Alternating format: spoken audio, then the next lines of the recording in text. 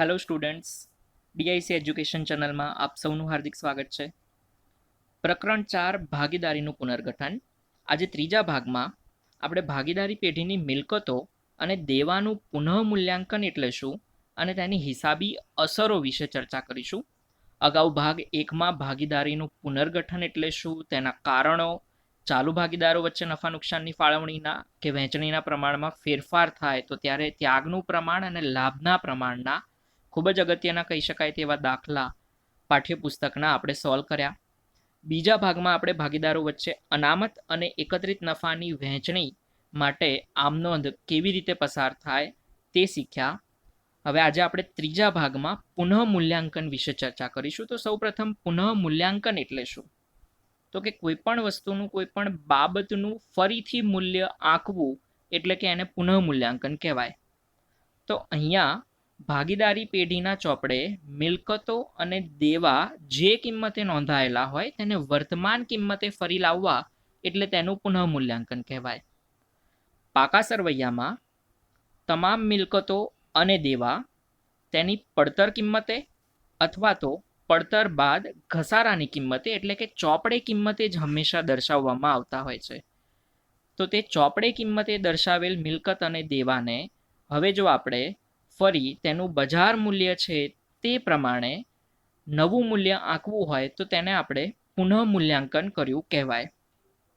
ધારો કે જમીન મકાન 5 વર્ષ પહેલાં 10 લાખમાં ખરીદવામાં આવ્યા હોય અને હાલ તેનું મૂલ્ય જો 18 લાખ થઈ ગયું હોય તો હવે તેને પાકા સરવૈયામાં 18 લાખે દર્શાવવા હોય તો તે 18 લાખની કિંમતે દર્શાવવું એ જે તે જમીન મકાનનું જે તે મિલકતનું ફરીથી મૂલ્યાંકન કર્યું કહેવાય. તો અહીંયા પેઢીના ચોપડે મિલકત અને દેવા નવી કિંમતે દર્શાવવા તેને મિલકત અને દેવાનું પુનઃમૂલ્યાંકન કહેવાય. પુનઃમૂલ્યાંકનની હિસાબી અસરો નોંધવા માટે પેઢીના ચોપડામાં એક ખાસ ખાતું ખોલવામાં આવે છે જેને પુનઃમૂલ્યાંકન ખાતું કહેવામાં આવે છે. જેવી રીતે આપણે જાણીએ છીએ કે દ્વિનોંધી નામા પદ્ધતિમાં દરેકે દરેક વ્યવહારની 2 અસર આપવામાં આવે. એટલે કે જો પાકા સરવૈયામાં અગાઉનું જ ઉદાહરણ લઈએ તો 10 લાખવાળા જમીન મકાનને જો 18 લાખ કરવા હોય તો તે 8 લાખનો વધારાની એક અસર ત્યાં આપીએ તો પછી તેની બીજી અસર ક્યાં આપવી? તો એ બીજી અસર આપવા માટે થઈને આ હિસાબી અસર નોંધવા માટે થઈને ખાસ ખાતું જે ખોલવામાં આવે છે જેને કહીએ છીએ પુનઃમૂલ્યાંકન ખાતું. પુનઃમૂલ્યાંકન ખાતાનું બીજું નામ નફા નુકસાન હવાલા ખાતું છે. સૌપ્રથમ હવે આપણે પુનઃમૂલ્યાંકન ખાતાનો નમૂનો જોઈએ. પુનઃમૂલ્યાંકન ખાતું ઉપજ ખર્ચ ખાતાના પ્રકાર જેવું છે. એટલે કે ખર્ચા અને નુકસાન ઉધાર બાજુ દર્શાવવા અને ઉપજ કે આવકો જમા બાજુ દર્શાવવી. અહીંયા સૌપ્રથમ એન્ટ્રી છે આપણી કે મિલકતો ખાતે ઘટાડો. બિનચાલુ તેમજ ચાલુ મિલકત બંને આવી ગઈ આમાં, જેવી કે જમીન, મકાન, યંત્ર, ફર્નિચર, વાહનો, રોકાણો, સ્ટોક. હવે ધારી લઈએ કે યંત્રો આપણી પાસે 2 લાખના હોય અને હાલ તેનું મૂલ્ય 1,50,000 થઈ ગયું હોય તો આપણા યંત્રમાં 50,000નો ઘટાડો થયો. તો યંત્રનું મૂલ્ય 50,000 ઘટ્યું એટલે કે હાલ તે યંત્ર જો વેચવા જઈએ તો તેમાં 50,000ની નુકસાની આવે. તો આપણી માટે એ ખર્ચ ગણાશે, નુકસાન ગણાશે. એટલા માટે આપણે તેને પુનઃમૂલ્યાંકન ખાતાની ઉધાર બાજુ દર્શાવીશું.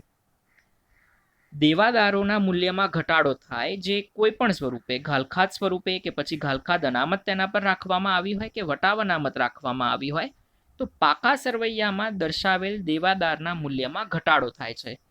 તો મૂળ મુદ્દે મિલકતના મૂલ્યમાં ઘટાડો જ થયો કહેવાશે એટલે તે પણ પુનઃમૂલ્યાંકન ખાતાની ઉધાર બાજુ દર્શાવીશું. આ સિવાય દેવા એટલે કે માની લો કે ચૂકવવાના બાકી કોઈ ખર્ચા હોય તે આપણે પહેલાં દર્શાવેલા નથી પરંતુ હવે ધ્યાનમાં આવે છે કે આ ખર્ચા ચૂકવવાના બાકી છે. જેમ કે વીજળી બિલ પહેલાં નોંધવાનું રહી ગયું હોય તો એ ચૂકવવાનું બાકી ખર્ચ છે તો એ હવે ચૂકવવું પડશે તો એ પણ આપણી રીતે ખર્ચ જ થયો ગણાશે. તેથી તે પણ પુનઃમૂલ્યાંકન ખાતાની ઉધાર બાજુ જ આવશે. જમા બાજુની વાત કરીએ તો મિલકતમાં થતો કોઈ પણ વધારો હોય તો તે મિલકતના નામથી જમા બાજુ પર લખવામાં આવશે. તમામ બિનચાલુ અને ચાલુ મિલકતોનો આમાં સમાવેશ થઈ જશે. ધારો કે જમીન મકાન 10 લાખના હોય અને તેનું હાલનું નવું મૂલ્ય જો 15 લાખ થયું હોય તો 5 લાખનો જે વધારો થયો જમીન મકાનમાં તે 5 લાખ અહીં જમા બાજુ લખાશે.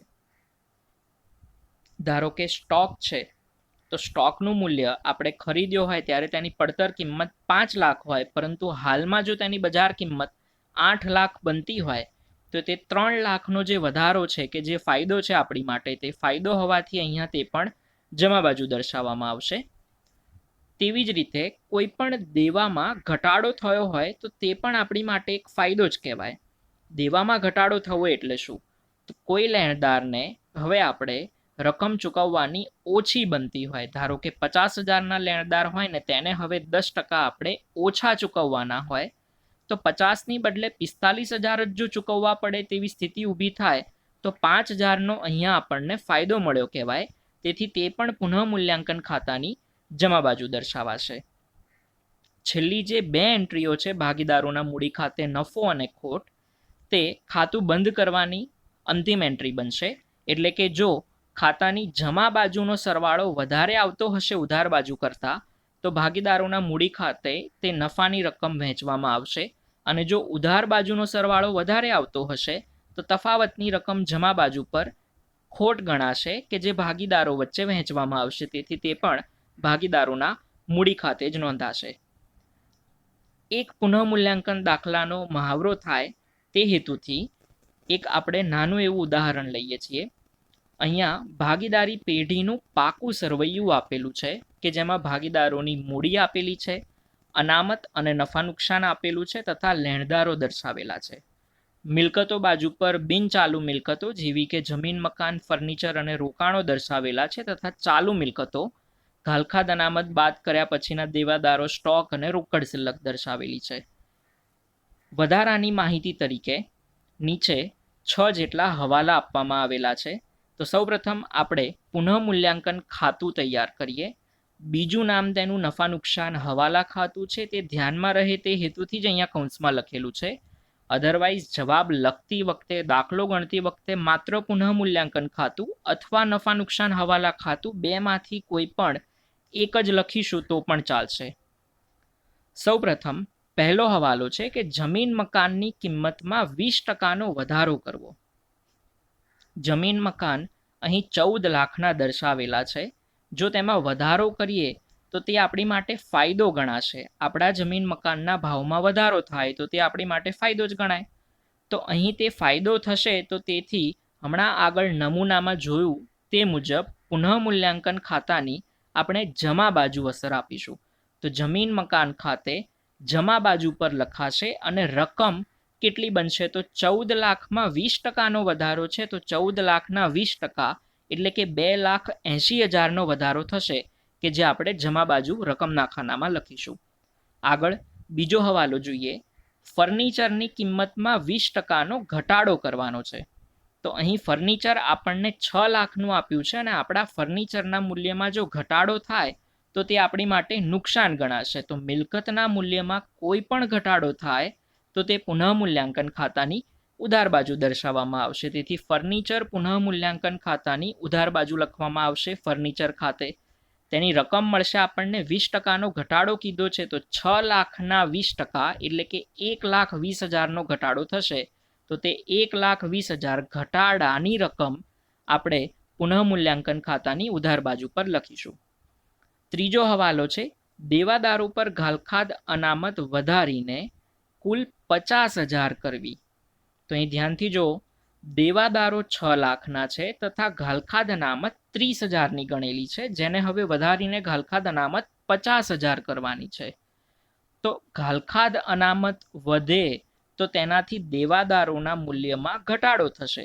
એટલે કે 6 લાખમાંથી પહેલાં જ્યાં 30,000 બાદ કરતા હતા ત્યાં હવે 50,000 બાદ કરવાના થશે. તો આખરનું દેવાદારનું મૂલ્ય 5,50,000 થઈ જશે. એટલે કે મિલકતના મૂલ્યમાં ઘટાડો થયો.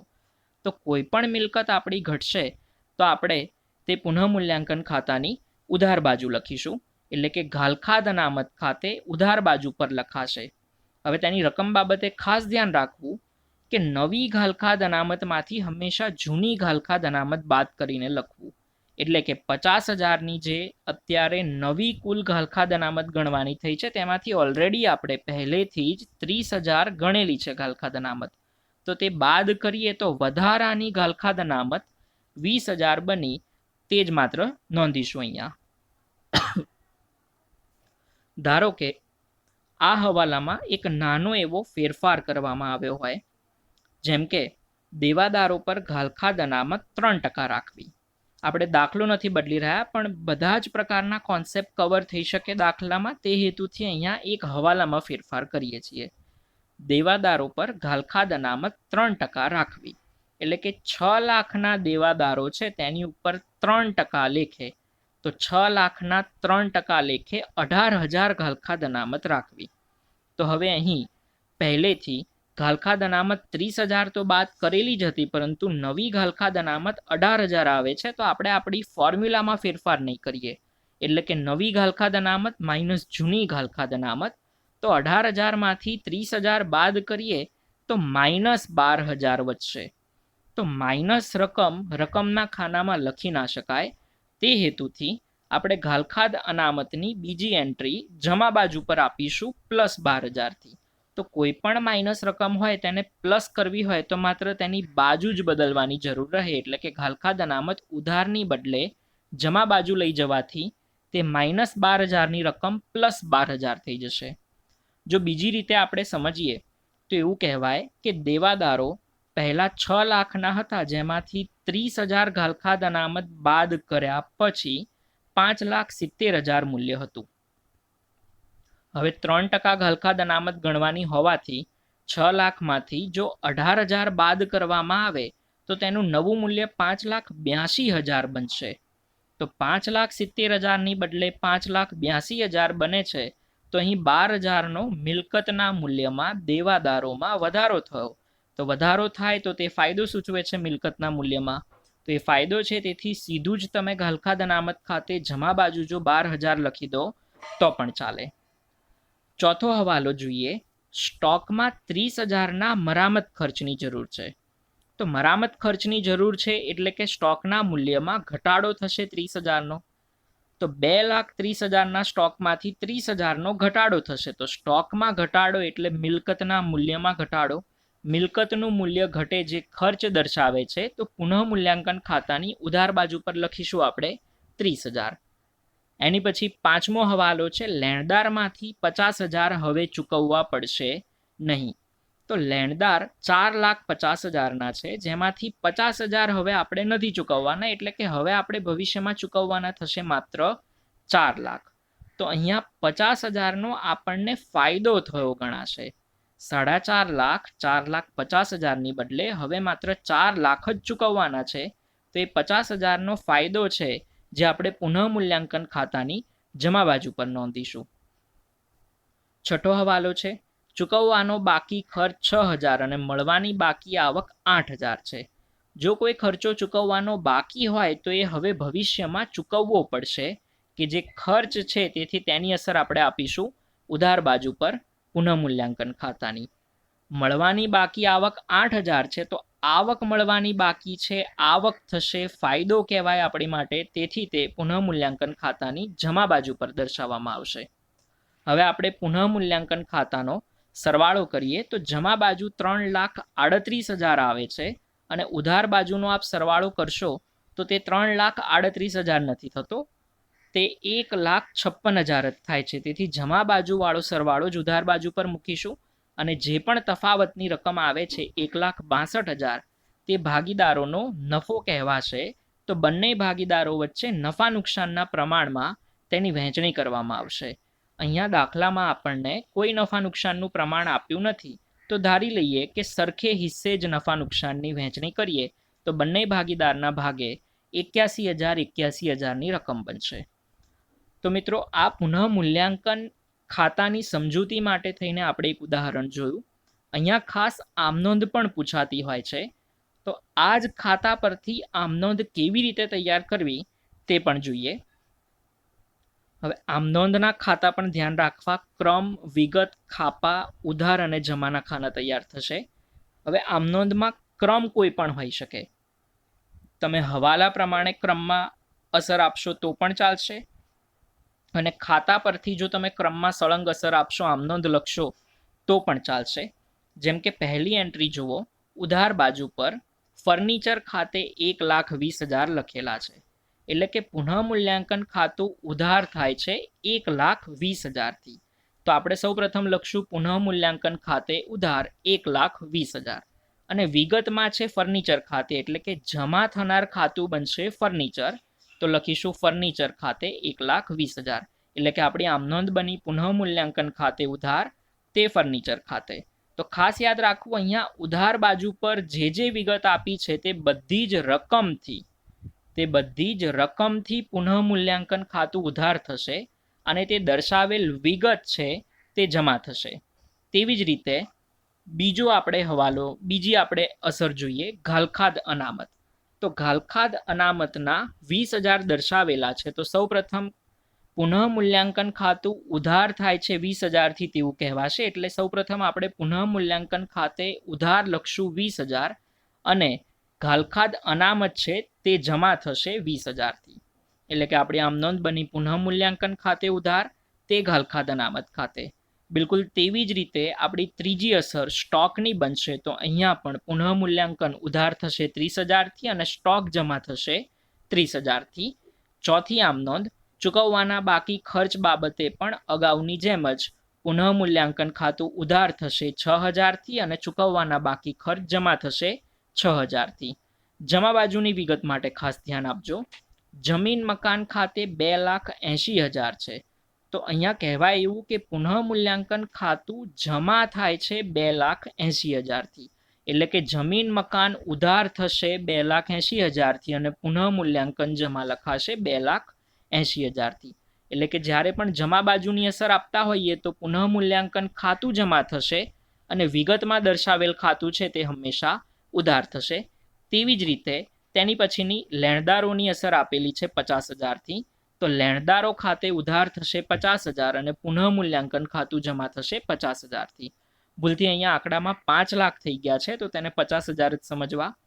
તેની પછીની અસર છે મળવાની બાકી આવક. તો તે પણ પુનઃ મૂલ્યાંકન ખાતામાં જમા થાય છે, તેથી પુનઃ મૂલ્યાંકન ખાતું જમા થશે, અને મળવાની બાકી આવક ખાતું ઉધાર થશે. હવે આખરમાં નફાની અસર આપીએ તો આપણો કુલ નફો 1,62,000 છે, કે જે પુનઃ મૂલ્યાંકન ખાતાની ઉધાર બાજુ દર્શાવેલ છે, તેથી લખશું પુનઃ મૂલ્યાંકન ખાતે ઉધાર તે બંને ભાગીદારોના મૂડી ખાતે 81,000. દાખલાની શરૂઆતમાં જો તમે ધ્યાન દોર્યું હોય તો પાકા સરવૈયામાં 2 અનામતો અને એકત્રિત નફાની વિગત પણ આપેલી હતી, સામાન્ય અનામત અને નફા નુકસાન ખાતું. અગાઉ ભાગ 2માં આપણે શીખી ગયા છીએ કે કોઈ પણ અનામતો હોય કે એકત્રિત નફો હોય તો પુનર્ગઠન સમયે તેની હંમેશા જૂના ભાગીદારો વચ્ચે જૂના પ્રમાણમાં વહેંચણી કરવામાં આવે છે. તો સામાન્ય અનામત છે તો તેની બાકી હંમેશા જમા જ હોય, અને આમ પણ મૂડી દેવા બાજુ પર દર્શાવેલ વિગત છે તો ઓટોમેટિકલી તે જમા જ હોય. તો તેનું ખાતું બંધ કરવા માટે આપણે સામાન્ય અનામત ઉધાર કરીશું, અને ભાગીદારોના મૂડી ખાતા જમા કરીશું. નફા નુકસાનના પ્રમાણ વિશે માહિતી નથી, તેથી સરખે હિસ્સે 1:1 પ્રમાણમાં વહેંચણી થશે. તેવી જ રીતે નફા નુકસાન ખાતાની પણ વહેંચણી થશે બંને ભાગીદારો વચ્ચે સરખે હિસ્સે. નફા નુકસાન મૂડી દેવા બાજુ હોવાથી તે પણ જમા જ ગણાશે, જેને આપણે અહીંયા ઉધાર કરશું અને ભાગીદારો વચ્ચે વહેંચી લઈશું. પુનઃ મૂલ્યાંકનના દાખલા આ પ્રકરણમાંથી પૂછાતા નથી, પરંતુ પ્રકરણ 5 અને 6 ભાગીદારનો પ્રવેશ અને ભાગીદારની નિવૃત્તિ, તેમાંથી 8 માર્ક્સના દાખલા પૂછાય છે બંને ચેપ્ટરમાંથી, અને તે બંને દાખલામાં પુનઃ મૂલ્યાંકન ખાતું તૈયાર કરવાનું છે, અને તે પણ બિલકુલ આવી જ રીતે તૈયાર થશે. તો તે ચેપ્ટરનું થોડું બેકગ્રાઉન્ડ મળી રહે તે હેતુથી અહીંયા પુનઃ મૂલ્યાંકનની એક નાની સમજૂતી મળી જાય તે ખૂબ જરૂરી હતું. તેથી આપણે આ એક ઉદાહરણ દ્વારા પુનઃ મૂલ્યાંકન કોન્સેપ્ટ શું છે તે શીખ્યા. જો આપને આ વિડીયો પસંદ આવ્યો હોય તો જરૂરથી લાઈક કરો, સબસ્ક્રાઈબ કરો, શેર કરો, જેથી વધુને વધુ મિત્રો આપના ભણી શકે. કોઈ પણ ડાઉટ હોય, કોઈ પણ તકલીફ હોય તો જરૂરથી કમેન્ટમાં જણાવજો, કે જેથી કરીને અમે વધુને વધુ ઇમ્પ્રૂવ કરી શકીએ. આભાર.